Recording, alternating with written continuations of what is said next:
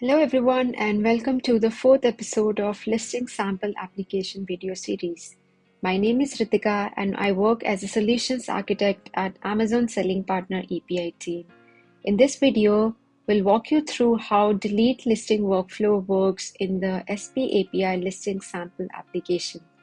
You can locate the source code for the listing sample application inside the Selling Partner API samples GitHub repo.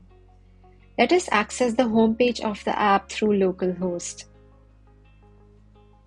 Click Delete Listing button to access the Delete Listing workflow. Using this workflow, the user deletes an existing listing item. This workflow works the same for both sellers and vendors.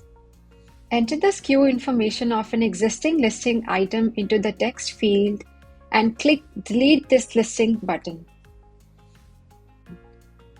Click Cancel button to abort the deletion, or click on I'm sure button to proceed with the deletion.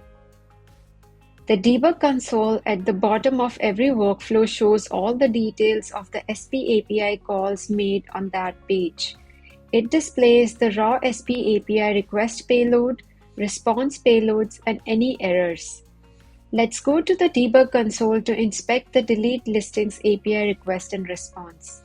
The request contains the user entered listings item and the response shows the submission was accepted and returns a submission ID. Congratulations! You are now ready to experiment with the delete listings workflow. That wraps up our fourth episode. If you found it helpful, please like and subscribe. In the video description, you will find helpful resources for using the listing sample application. In our next episode, we'll walk you through how notifications are used in the listing sample application. Happy coding from all of us at Amazon Selling Partner API team. Thanks for watching.